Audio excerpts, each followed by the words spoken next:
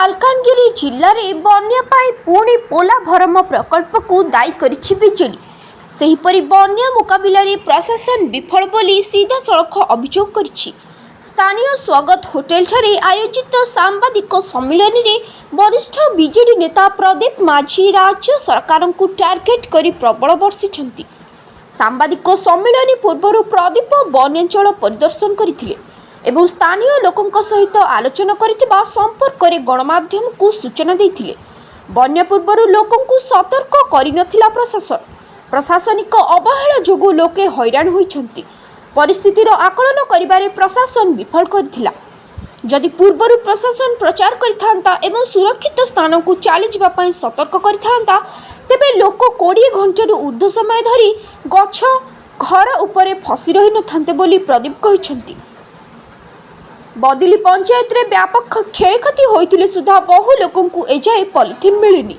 ପ୍ରଶାସନ କ୍ଷତିଗ୍ରସ୍ତ ଲୋକଙ୍କୁ 500ରୁ ଉର୍ଦ୍ଧ୍ୱ ପଲିଥିନ୍ ବଣ୍ଟନ କରିଥିବା କହୁଥିଲେ ସୁଦ୍ଧା ବହୁ ଲୋକ ବଞ୍ଚିତ ରହିଛନ୍ତି। ତଦନ୍ତ ହେଲେ ପଲିଥିନ୍ ବାଟ ମାରଣାର ଗୁମର ଖୋଲିଯିବ ବୋଲି କଟାକ୍ଷ କରିଥିଲେ। ମୁଖ୍ୟମନ୍ତ୍ରୀ ମାଲକାନଗିରି ଆସି ବନ୍ୟାଞ୍ଚଳ ପରିଦର୍ଶନ ସହିତ ସମୀକ୍ଷା କରିଥିଲେ, ଯାହା ସ୍ୱାଗତଯୋଗ୍ୟ ପଦକ୍ଷେପ। ତେବେ ଲୋକେ ଏଠାରେ ଏତେ ହଇରାଣ ହେଉଛନ୍ତି, କିପରି କ୍ଷତିପୂରଣ ପାଇବେ ସେହି ଦିଗରେ ପଦକ୍ଷେପ ନେଲେ ନାହିଁ। କେବଳ କ୍ଷୟକ୍ଷତି ମିଳିବ ବୋଲି କହି ସବୁ କଥାକୁ ଟାଳିଦେଲେ। ପୋଲାଭରମ ପ୍ରକଳ୍ପକୁ ନେଇ ମଧ୍ୟ ମୁଖ୍ୟମନ୍ତ୍ରୀ ମୁହଁ ଖୋଲିଲେନି। ପୋଲାଭରମ ଯୋଗୁଁ ମୋଟୁ ତହସିଲ ଅଞ୍ଚଳର ବହୁ ଅଞ୍ଚଳ ଜଳମଗ୍ନ ହେବ, ତଥାପି ଆଜି ପର୍ଯ୍ୟନ୍ତ କେତେ କ୍ଷୟକ୍ଷତି ହେବ ତାହାର ଆକଳନ କରାଯାଉନି। ବର୍ତ୍ତମାନ କେନ୍ଦ୍ରରେ ବିଜେପି, ରାଜ୍ୟରେ ବିଜେପି ଏବଂ ଆନ୍ଧ୍ରରେ ବିଜେପି ସମର୍ଥିତ ସରକାର ରହିଥିବାରୁ ପୋଲାଭରମ ପ୍ରକଳ୍ପ କାର୍ଯ୍ୟ ଜୋରସୋରରେ ଚାଲିବା। ଏଥିପାଇଁ କେନ୍ଦ୍ର ସରକାର 12,500 କୋଟି ଟଙ୍କା ପ୍ରଦାନ କରିଛନ୍ତି। ପ୍ରକଳ୍ପ ଉଚ୍ଚତା ନ କମିଲେ ଆଗାମୀ ଦିନରେ ବିଜେଡି ଆନ୍ଦୋଳନକୁ ତୀବ୍ରତର କରିବ ବୋଲି ଚେତାବନୀ ଦେଇଥିଲେ। ଏହି ସାମ୍ବାଦିକ ସମ୍ମିଳନୀରେ ପୂର୍ବତନ ବିଧାୟକ ମାନସ ମାଡକାମି, ବରିଷ୍ଠ ନେତା ଗୋପାଳ ପଞ୍ଜା, ରାଜେଶ କୁମାର ପ୍ରମୁଖ ଉପସ୍ଥିତ ଥିଲେ। ମାଲକାନଗିରି ଜିଲ୍ଲା ପ୍ରଶାସନ ମାଲକାନଗିରି ଜିଲ୍ଲାରେ ହୋଇଥିବା ବନ୍ୟାର ପରିଚାଳନାରେ ସମ୍ପୂର୍ଣ୍ଣ ରୂପେ ଫେଲ୍ ମାରିଛି। ଯଦି ଜିଲ୍ଲା ପ୍ରଶାସନ ପୂର୍ବରୁ ଡାକବାଜି ଯନ୍ତ୍ର ମାଧ୍ୟମରେ ଜନସାଧାରଣଙ୍କୁ ଅବଗତ କରାନ୍ତା, ତତ୍ସଙ୍ଗେ ସଙ୍ଗେ ଯେଉଁ ଓଡ୍ରାଫ୍ ଟିମ୍ ଠିକ୍ ସମୟରେ ବନ୍ୟା ପୂର୍ବରୁ ଯେହେତୁ ପୂର୍ବ ଅନୁମାନ କରିସାରିଥିଲେ, ରାଜ୍ୟ ସରକାର ତରଫରୁ ଜଳବାୟୁ ବିଭାଗ ତରଫରୁ ଆସିଯାଇଥିଲା ଏର୍ଲି ୱାର୍ଣ୍ଣିଂ, ଯଦି ପୂର୍ବରୁ ଓଡ୍ରାଫ୍ ଟିମ୍କୁ ଠିକ୍ ଜାଗାରେ ନେଇକି ପହଞ୍ଚା ଯାଆନ୍ତା, ତାହେଲେ ବନ୍ୟାରେ ଏତେ କ୍ଷୟକ୍ଷତି ମାଲକାନଗିରି ଜିଲ୍ଲାରେ କଦାପି ହେଇନଥାନ୍ତା।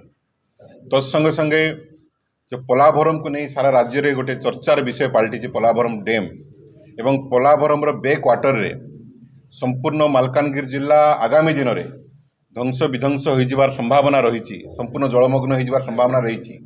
ସେଥିପ୍ରତି